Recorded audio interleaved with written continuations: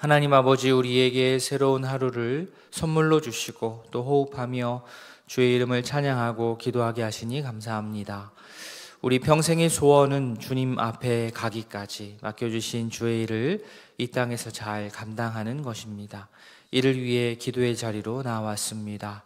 말씀하여 주시고 깨우쳐 주시고 용기 주시고 힘 주셔서 맡겨주신 일 잘 감당케 하여 주시옵소서. 어느덧 10월도 반이 지났습니다. 빠르게 지나는 세월에 휩쓸리지 않고 매 순간 말씀과 기도로 주의 뜻을 붙들게 하여 주시옵소서. 육신과 마음의 질병으로 어려움 겪고 있는 성도들이 있습니다. 주님의 자비를 베풀어 주시옵소서. 이 아침 귀한 예물로, 감사의 예물로 주님 앞에 드린 손길 가정이 있습니다. 주의 가정 감사합니다 라는 이런 기도의 제목도 감사의 제목이 그대로 이루어지기를 원합니다. 주께서 복에 복을 더하여 주시옵소서. 예수님의 이름으로 기도합니다. 아멘. 함께 보실 하나님의 말씀 열왕기하 24장입니다. 열왕기하 24장 8절부터 우리 마지막 20절까지만 보겠습니다. 구약 605면 열왕기하 24장 8절부터 마지막 20절까지 읽도록 하겠습니다. 한 절씩 교독하겠습니다. 여호야긴이 왕이 될 때에 나이가 18세라 예루살렘에서 석 달간 다스리니라. 그의 어머니의 이름은 느후스다요 예루살렘 엘라단의 딸이더라. 그의 아버지 모든 행위를 따라서 여호와 보시기에 악을 행하였다. 그때에 바벨론의 왕 느부갓네살의 신복들이 예루살렘에 올라와서 그 성을 애워싸니라. 애워쌀 때에 바벨론의 왕 느부갓네살도 그 성의 이름 유다의 왕 여호야긴이 그의 어머니와 신복과 지도자들과 내시들과 함께 바벨론 왕에게 나아가매 왕이 잡으니 때는 바벨론의 왕 8째 해이라.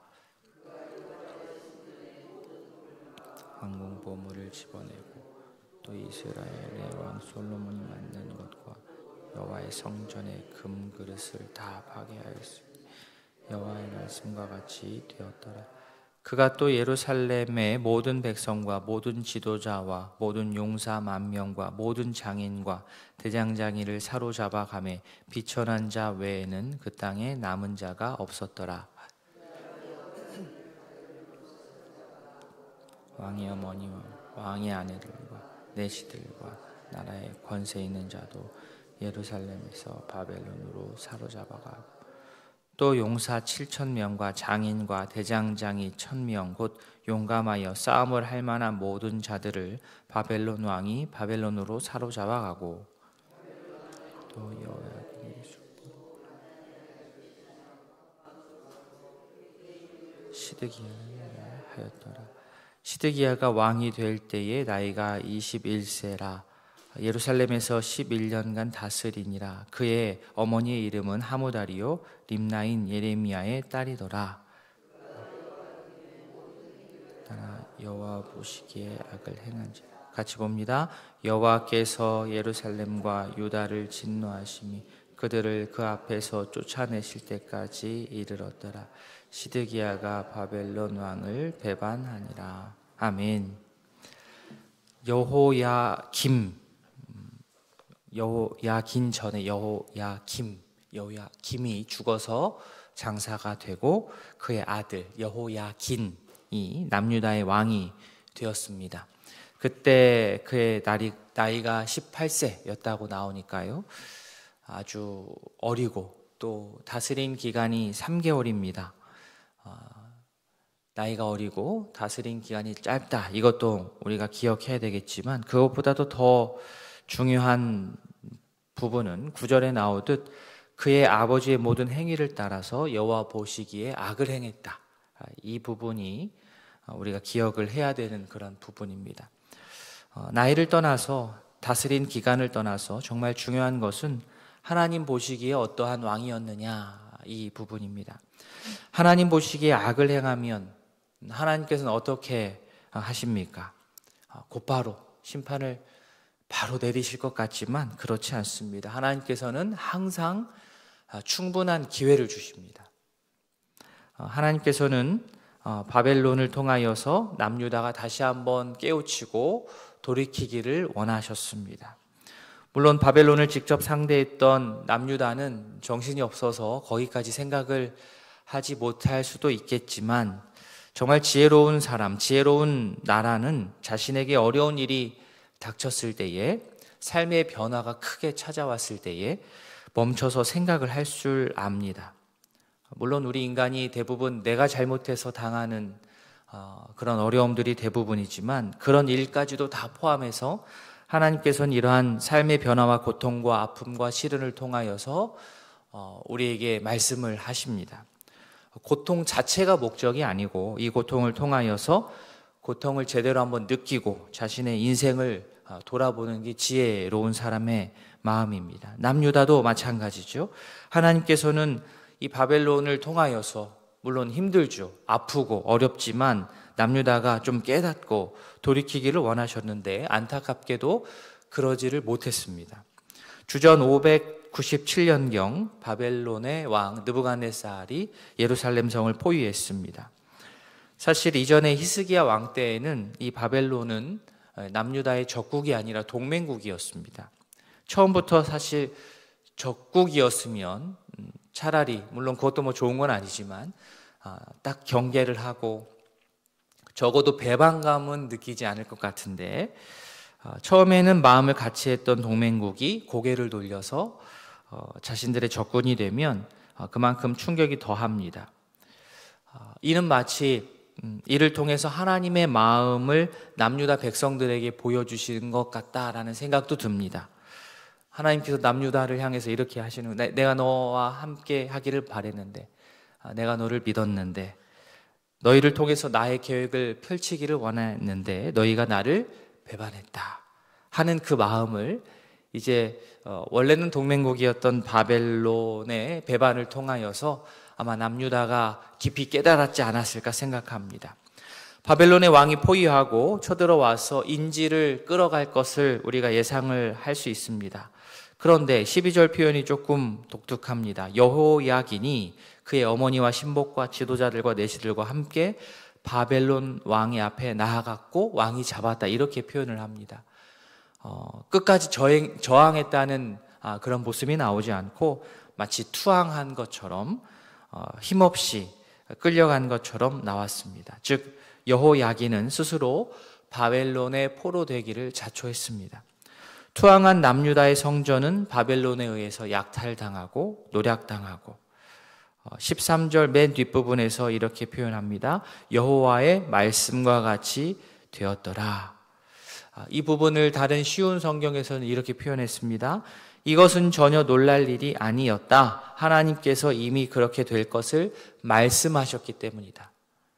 그러니까 기계적으로 모든 것을 운명적으로 써놨다는가, 이게 아니라 하나님께서는 여러 차례 경고하셨고 교훈을 주시고 말씀해 주셨는데 그럼에도 불구하고 이렇게 여러 차례 말씀하신 것을 그들이 불순종했으니 그 결과는 뻔하다는 겁니다.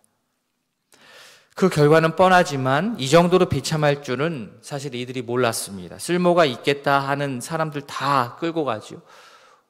다른 사람의 도움이 필요한 사람들만 남겨놓고 노동력으로 쓸 수 있는 사람들만 다 가져갔습니다. 게다가 자기 나라의 왕을 자기 백성의 손으로 세우지를 못하고 바벨론 왕이 지정해주는 맏다니아가 왕이 되는 것을 옆에서 지켜볼 수밖에 없었습니다. 맏다니아는 여호야긴의 숙부인데 그의 이름이 나중에 시드기야로 바뀝니다. 여호야긴의 숙부라고 해서 좀 나이가 있겠거니 생각하지만 그가 왕이 될 때 나이가 21세라고 하니까 여전히 왕으로서 나이가 어립니다.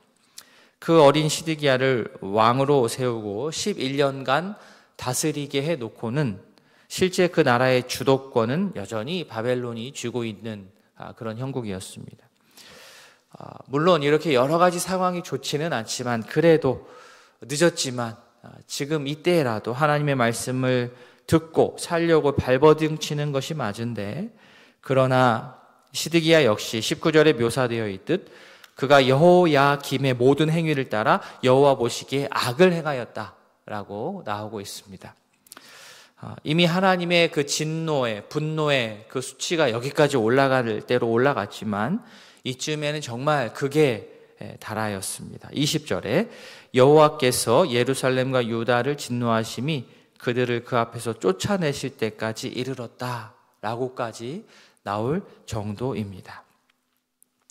여호야긴 또 시드기야, 이 왕들의 모습 속에 비춰지는 우리의 모습을 보는 것이 오늘 새벽에 우리의 목표입니다. 혹 하나님의 사랑과 자비하심을 우리가 너무 과하게 정말 자신하고 볼모 삼아서 오히려 하나님을 진노케 하였던 일들이 있지는 않았는지 돌아보기를 바랍니다.